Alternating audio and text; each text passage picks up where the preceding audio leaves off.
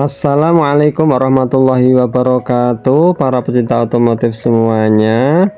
Untuk kali ini ada Beat FI starter halus ini ya. Untuk olinya selalu habis, oli mesinnya selalu habis ya. Untuk penanganannya langsung saja kita bongkar karena sudah terprediksi untuk oli habis ini terjadi kelainan di bagian piston ataupun ring pistonnya yang sudah tidak rapat.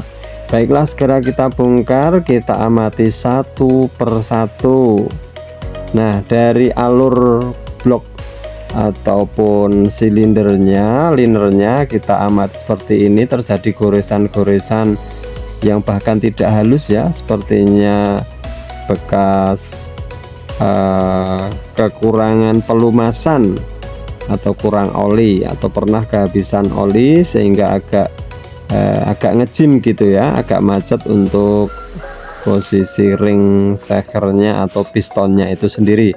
Kemudian secara fisik kita lihat untuk pistonnya itu sendiri juga terlihat seperti itu, sudah gosong sampai bagian tengah, itu udah ada bekas ngejim, udah ada bekas ngesrok ketika oli berkurang atau oli tinggal sedikit atau bahkan oli habis, itu sirkulasi oli sangatlah tidak memenuhi untuk melumasi bagian piston itu sendiri. Nah, kita melakukan proses pengkorteran atau penggantian piston. Setelah kita lakukan pengkorteran di tukang bubut seperti ini ya, untuk seri stang starter halus ini sendiri harus kita cermati, tidak boleh keliru ya dengan yang masih berseri KZL atau yang starter kasar itu. Kalau ini untuk serinya yang starter halus ada sendiri, ada perbedaan antara yang starter kasar dengan starter halus. Untuk yang starter kasar lebih tinggi sekitar 1 mm untuk tinggi pistonnya. Jadi misalkan mau dipasang pakai yang punya KZL atau yang starter kasar, maka harus kita lakukan pemangkasan tinggi dari piston tersebut sekitar 1 mm, dan kita melakukan tambahan coakan untuk klepnya, untuk tempat klepnya, agar tidak terjadi sesuatu yang tidak kita inginkan. Dalam hal ini adalah bertabrakan antara klep dan pistonnya itu sendiri. Baik, setelah semuanya kita bersihkan, kita persiapan untuk merakit. Untuk merakit, yang pertama kita lakukan adalah merangkai untuk ring shakernya atau ring pistonnya. Di shakernya jangan sampai terbalik ya, seperti tutorial yang telah kita sampaikan sebelumnya. Pertama kita memasang untuk untuk ring oli yang ada di bagian paling bawah, kemudian kita pasang ring yang di tengah dan yang paling atas. Sudah ada tandanya masing-masing, untuk tulisannya menghadap ke atas. Baik, kita akan segera memasangnya di stang piston ya. Kita pastikan untuk kancing pennya benar-benar sudah berada di alurnya atau di tempatnya, sehingga tidak terjadi hal-hal yang tidak diinginkan. Dalam hal ini kancing pen bisa lepas.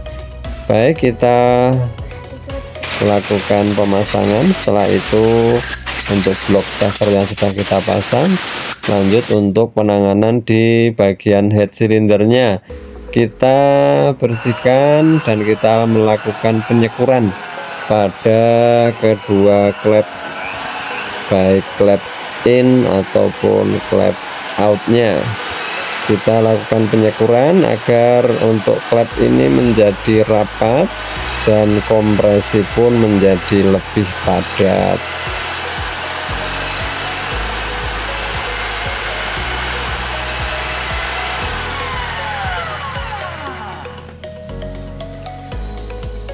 Baik, setelah dirasa rapat untuk penyekuran kedua belah klepnya, segera kita rakit. Jangan lupa untuk seal klepnya kita ganti yang baru ya, semuanya kita ganti agar juga tidak ada kebocoran melalui celah batang klepnya.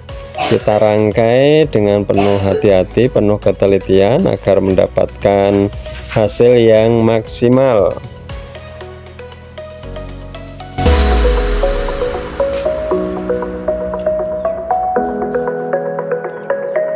Yang perlu diperhatikan adalah untuk posisi topnya dari gigi temeng atas ini harus kita perhatikan, jangan sampai salah juga.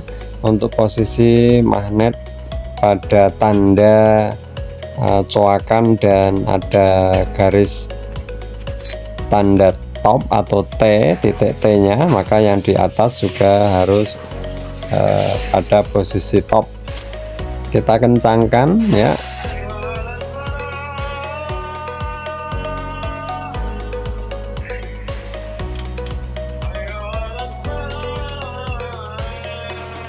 Oke, setelah itu kita lakukan penyetelan klep. Jangan lupa kita menggunakan fuller ya. Kita menggunakan bilah pengukur. Untuk klep yang in kita berikan ukuran 0,15 ya. Untuk yang bagian X nya atau yang bawah kita berikan ukuran 0,20. Udah cukup, jangan terlalu rapat ya, karena nanti untuk tanjakan motor yang setelan klepnya terlalu rapat, maka dia tidak terlalu kuat nanjak atau kompresinya menjadi lemah, kurang padat begitu. Lanjut untuk cover mesin kita pasang dengan rapi. Lanjut untuk knalpotnya juga bisa kita pasang di bawah sebelum kita naikkan, akan lebih mudah karena posisinya tidak terlalu terganggu oleh rangka ya. Seperti ini kita kencangkan di bawah, nanti kita tinggal memasang di bodi dengan dua pengait ya, di baut ayunnya dan di baut shockbreaker belakangnya. Cukup sederhana ya untuk motor matic seperti ini. Lanjut untuk throttle body, filter kita pasang dan akan segera kita test drive. Selanjutnya akan kita sarankan untuk inline pemakaian ekstra minimal 500 km. Setelah itu ganti oli lagi.